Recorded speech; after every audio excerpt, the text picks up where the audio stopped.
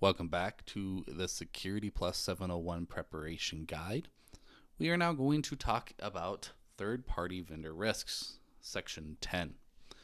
Third-party vendor risk refers to the cybersecurity threats and vulnerabilities that can arise when organizations rely on external vendors, partners, or even service providers to handle certain key operations. Make sure that you're using your flashcards. There's a lot of terminology that's tested upon in the SecurityPlus, and I want to make sure that you are properly ready for the exam. When you're answering the questions on the exam, if you do not understand the terminology, it makes it that much harder to answer with the correct answer. All right. So as we said, it refers to the vulnerabilities and threats introduced through an organization's reliance on external suppliers, vendors, and service providers that can help contribute to the production, distribution, or maintenance of products and services. There are a lot of common attacks when we're dealing with third-party vendor risks. Just because we're dealing with an external entity means we're not in full control of what's happening. So we need to understand that there are certain attacks that can happen. They can have software supply chain attacks, and software supply chain attacks could happen when the software development process gets within a trusted vendor gets attacked or has unnecessary patches or compromised software in it. We'll talk a little bit about hardware supply chain attacks. This occurs when a hardware-based attack happens, like maybe the attackers tamper with physical components during the manufacturing process. We'll talk about third-party service attacks, talking about like MSPs, like a managed service provider, or other third party that has access to your critical systems. If anyone compromises these providers, the attackers then also may have access into your own systems. So why is it so effective? Well, it's because we trust them. We assume that since we're working with these vendors, they also are secure. They may have other services, but this trust allows attackers to bypass certain security procedures that we would rather not allow the attacker into our network. Things could also have widespread impact. So if they compromise one vendor, attackers may have impact multiple organizations simultaneously. This increases the reach of the threat actor. It's crazy that if they get into a managed service provider that may have over 3,000 clients, does the threat actor now have access to all 3,000 clients? And then we've got that they're hard to detect. Supply chain attacks can remain hidden for extended periods of time because too often does backdoor access via trusted systems make detection so much more difficult. Again, remember, we're dealing with trusted systems. Some of the more notable supply chain attacks that's happened recently, the last one that I can think of would be SolarWinds in 2020, where SolarWinds, threat actors came into SolarWinds and inserted malicious code within the SolarWinds Orion software update. They added a backdoor. Now attackers could have multiple backdoors within whomever installed the patch. The patch went out as a security patch to the organizations and then was installed. There was many government agencies and private companies who had backdoors installed within their systems. We can always remember the Target breach in 2013, where attackers compromised the HVAC of a vendor's network, utilizing the vendor's access to Target system, which allowed them to get credit card information. Now, there were other aspects of Target's security that let them do this, as in a flat network, but just because they came through the HVAC door allowed them to hit the point of sale registers at the same time. Well, how do we mitigate some of these supply chain attacks? Well, the first thing we need to do is we need to make sure that we understand vendor risk management. Vendor risk management means that we should conduct security assessments of all of our vendors suppliers, and partners before we engage in business. This means we're going to look at their cybersecurity posture. How do they handle their data? And how do they stay in compliance with different cybersecurity regulations? We would then look into contractual security requirements. This means we will put requirements on our vendors, ensuring that they adhere to the organization's security standards and practices. Well, if we're going to put requirements on our vendors, we need to make sure that we're monitoring them and auditing them. We need to make sure that these third-party systems have software updates and hardware components and make sure that they can detect if any suspicious activity is occurring. There's a lot of vulnerability scanning and threat intelligence that also can help with this, but we need to make sure that we're monitoring and holding our vendors accountable. We can start implementing a zero trust model where no system, user, or even vendor can be trusted to help prevent supply chain attacks. Implementing access controls and network segmentation will help us limit any damage that could occur from a compromised vendor. And then lastly, we need to make sure that our incident response plans are very robust. That includes procedures for responding to supply chain attacks.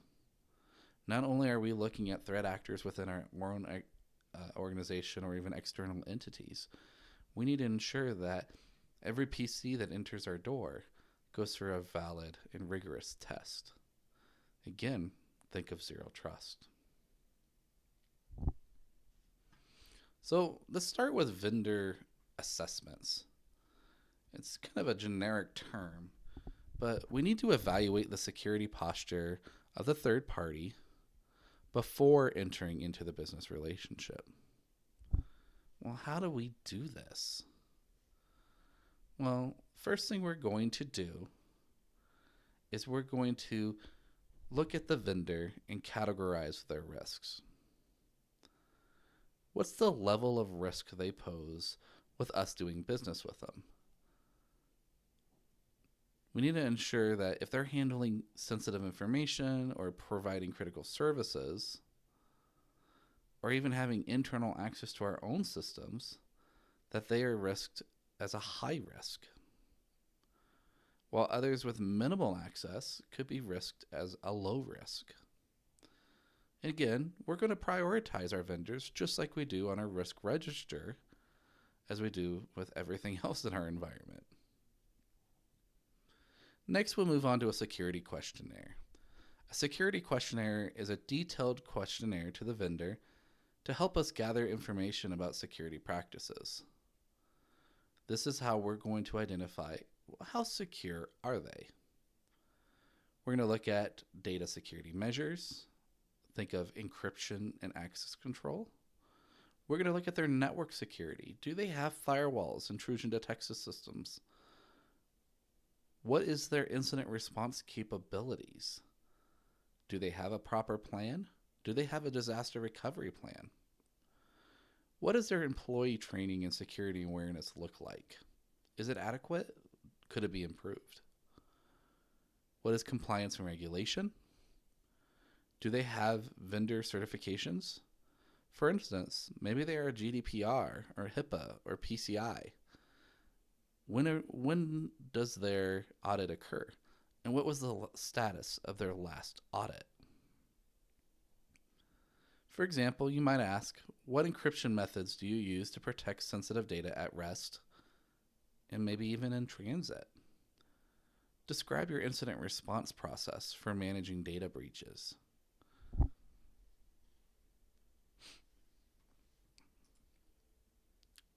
But remember, we're going to need to add some teeth. And what I mean by adding some teeth is we're going to be talking about service level agreements. And service level agreements, we need to ensure that all the requirements are clearly defined. in different service level agreements, otherwise known as SLA. We need to ensure that the commitments to maintaining security standards, data protection protocols, and compliance have specific outlined penalties or consequences. So if a vendor fails to meet these requirements, what do? We need to make sure that we're monitoring, right? And if we determine that it's not worth the risk, we may need to drop that vendor and move to a different vendor. We need to make sure that we're doing ongoing monitoring, because security assessments are not just a one-time activity. We need to continuously monitor their security posture. This could be on a schedule, maybe annually or quarterly, and we need to make sure that the vendor's performance is up to par. Maybe the first time they had an outage, they were able to respond in about an hour.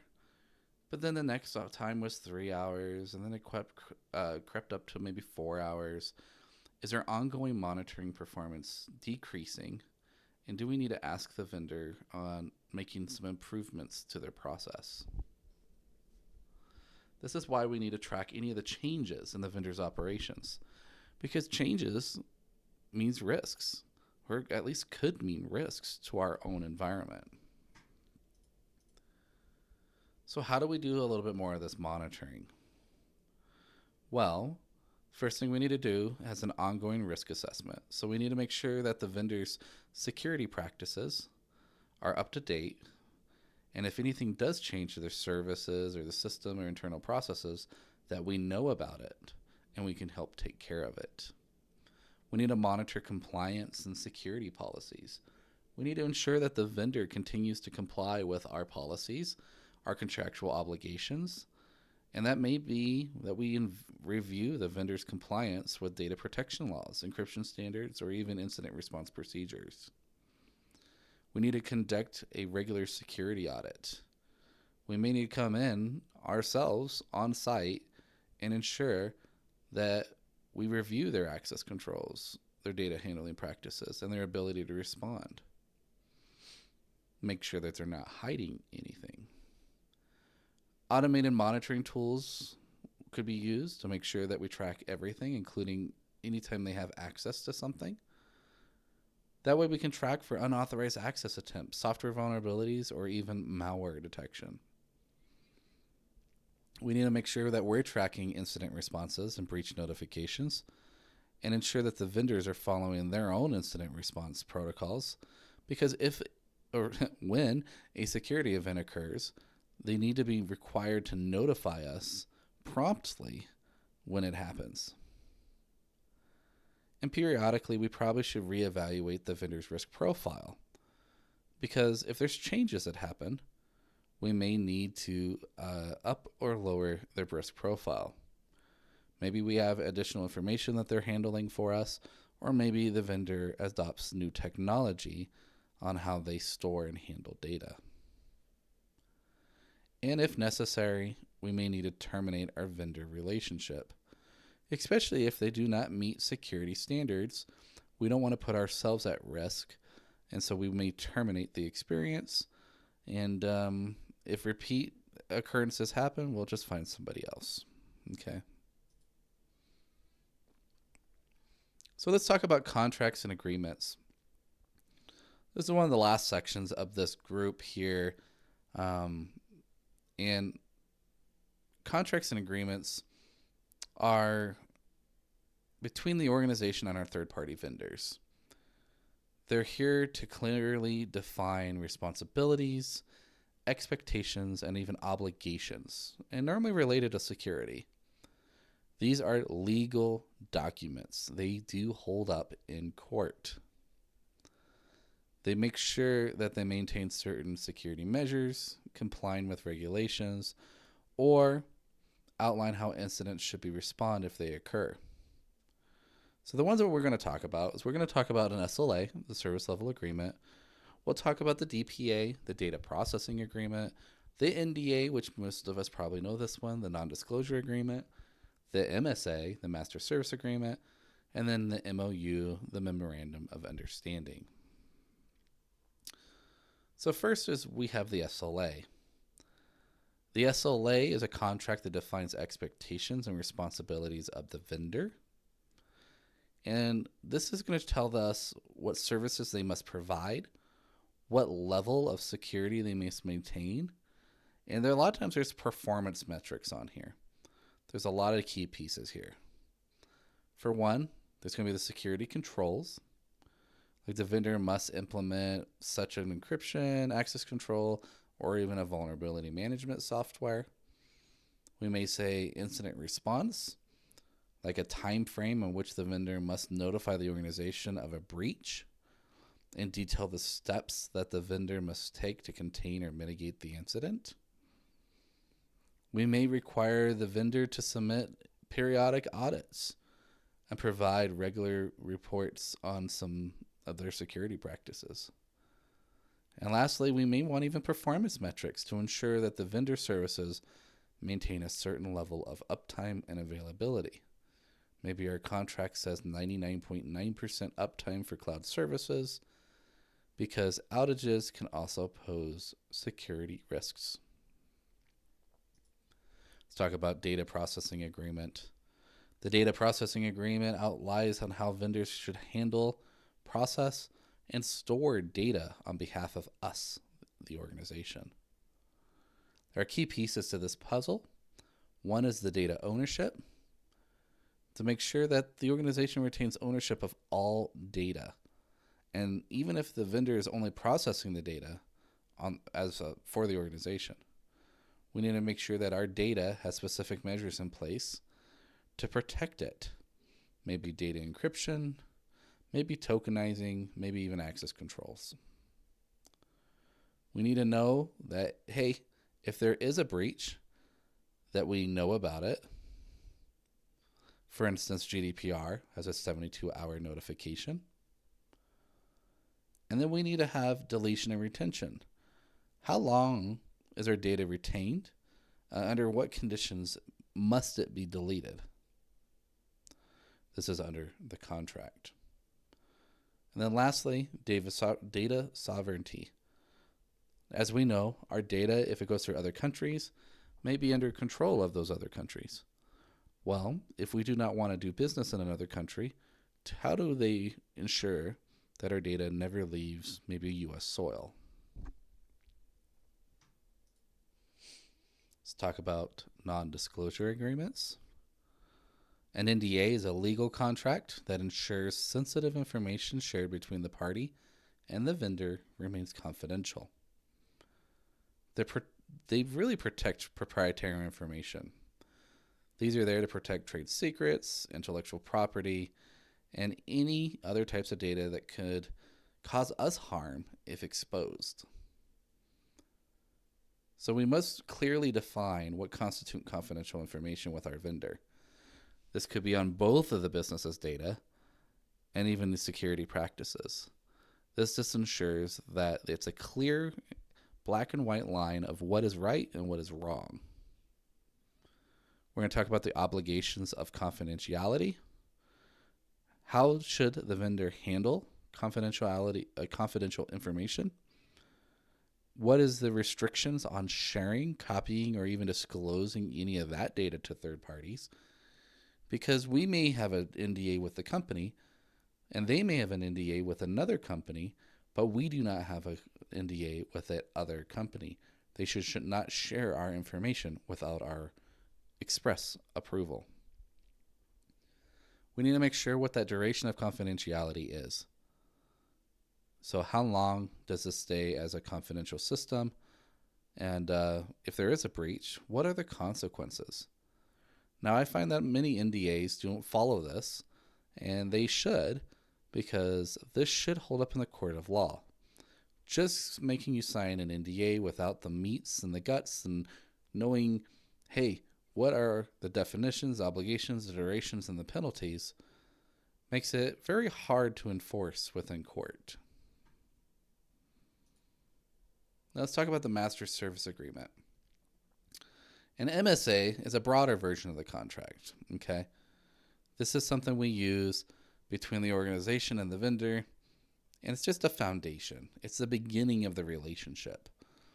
It normally provides basic security performance and then intellectual property and even dispute resolutions. Most of the time, an arbitrator, some kind of mitigation. It may say we need to implement certain levels of security controls for certain policies or regulatory bodies. It may say that we need to that we're required to follow HIPAA or PCI or GDPR. It may define the vendor's liability in case there is a security breach, such as indemnification. And this is to help protect us from any financial losses resulting in the vendor's failure to meet security requirements. And then, as always, there should be a termination clause. Under which condition should the contract be able to be terminated if the vendor fails to meet their obligations, specifically when it's dealing with security incidents or breach of contract?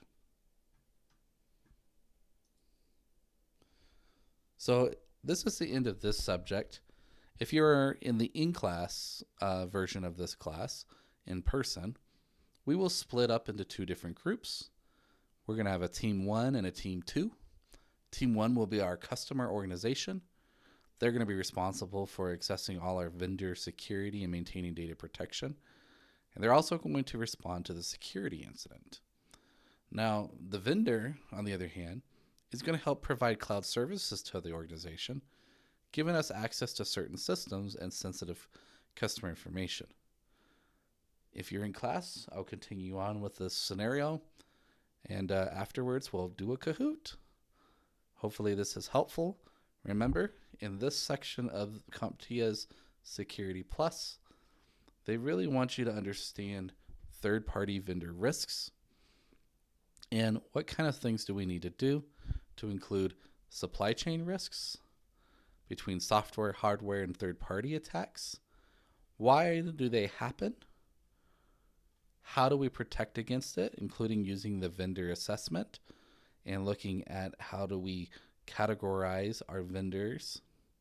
How do we give them the security questionnaire, certification and compliance, on-site assessments and audits, data handling access controls, and ongoing information.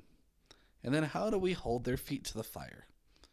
What are the legal documentation, such as NDA, MSA, SLA, and how is it used to ensure compliance? And what is the teeth? What are the penalties that comes with it? Hopefully this is helpful. I'll see you in the next segment. Remember to review those flashcards.